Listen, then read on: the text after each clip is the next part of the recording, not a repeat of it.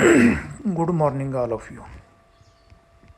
तो बेटे आज हम अल्टरनेटिव सेंटर्स ऑफ पावर्स का अगला क्वेश्चन है। In what ways does the present Chinese economy differ from its command economy. इसका अर्थ है आज की चीन की अर्थव्यवस्था नियंत्रित अर्थव्यवस्था से किस तरह अलग है। मतलब चीन ने में आज जो इकोनॉमी अडॉप्ट की हुई है वो नियंत्रित अर्थव्यवस्था से अलग कैसे है, उसमें क्या डिफरेंस है। In following veg the present Chinese economy differ from its command economy. निम्नलिखित तरह से आज की चीनी अर्थव्यवस्था नियंत्रित अर्थव्यवस्था से अलग है। Number 1, after the inception of the People's Republic of China in 1949 Soviet model of economy was followed. 1949 की चीन की क्रांति के बाद चीन ने जो है वो सोवियत संघ का मॉडल अडॉप्ट किया। सोवियत संघ अपनी इकोनॉमी में सोवियत संघ की तरह ही स्टेट कंट्रोल्ड इकोनॉमी को अपनाया गया, जो पूरी तरह से राज्य के नियंत्रण में थी। प्राइवेट इकोनॉमी के लिए उसमें कोई जगह नहीं थी। Planned and state controlled economy was followed, whereas present Chinese economy is based on privatization and free trade. उस समय उसने पूरी तरह से नियोजित और राज्य के नियंत्रण वाली इकोनॉमी को अपनाया, परंतु आज की चीनी अर्थव्यवस्था वो पूरी तरह से प्राइवेटाइजेशन और फ्री ट्रेड के ऊपर निर्भर करती है। मतलब कि उस समय जो सरकारी उद्योग थे केवल उन्हीं को इम्पोर्टेंस दी जाती थी, लेकिन आज के चाइना के अंदर प्राइवेट इंडस्ट्रीज, कुटीर उद्योग इस प्रकार से अधिक प्रोडक्शन को तैयार करना ये और उसको एक्सपोर्ट करना, ये चाइना की इकोनॉमी का आज मुख्य एम है, उसका मुख्य उद्देश्य होता है। Second, in command economy, agriculture and industry were completely under the control of the states.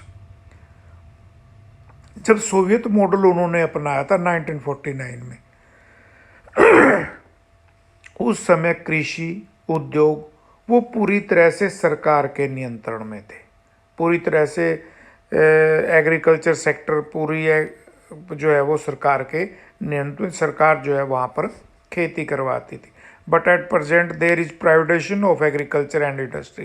परंतु चाइना ने धीरे धीरे फिर ज़मीनें जो है वो किसानों में दे दी गई और एग्रीकल्चर को पूरी तरह से प्राइवेट कर दिया और उद्योगों को भी प्राइवेट कंपनियों को जो है वो वहाँ पर इम्पोर्टेंस दी जाने लगी, ताकि ज़्यादा से ज़्यादा जो है वो प्रोडक्शन किया जा सके और एक्सपोर्ट किया जा सके। तीसरा, in the state controlled economy there was no room for private enterprise and private property. जब तक अर्थव्यवस्था राज्य के नियंत्रण में रही तो उस समय तक प्राइवेट कंपनियों के लिए और प्राइवेट प्रॉपर्टी के लिए वहाँ पर कोई जगह नहीं थी। किसी को भी ना तो उद्योग लगाने का अधिकार था और ना ही अपनी प्राइवेट प्रॉपर्टी रखने का कोई अधिकार था। But in the present economy system private enterprise and private property are internal part of Chinese economic system. परंतु आज प्राइवेट उद्योग और प्राइवेट संपत्ति, निजी संपत्ति वो चाइना की इकोनॉमी का आज एक मुख्य आधार है। उनके बेस पर ही आज चाइना की इकोनॉमी जो है वो चलती है। In the command economy there was no room for foreign investment. जब तक अर्थव्यवस्था राज्य के नियंत्रण में थी, सोवियत मॉडल के द्वारा चलाई गई, तब तक प्राइवेट कंपनियों को या फॉरेन इन्वेस्टमेंट का कोई जगह नहीं थी। कोई भी विदेशी कंपनी जो है वो चाइना में इन्वेस्ट नहीं कर सकती थी। But at present China is considered to be the most attractive nation for foreign investment.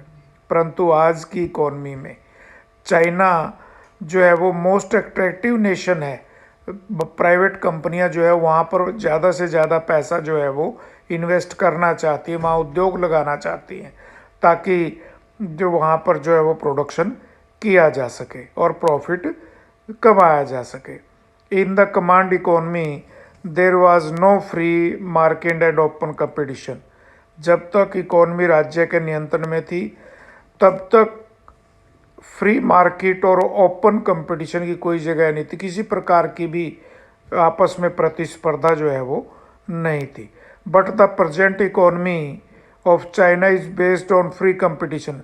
परंतु आज की चीनी अर्थव्यवस्था पूरी तरह से प्रतिस्पर्धा पर आधारित है।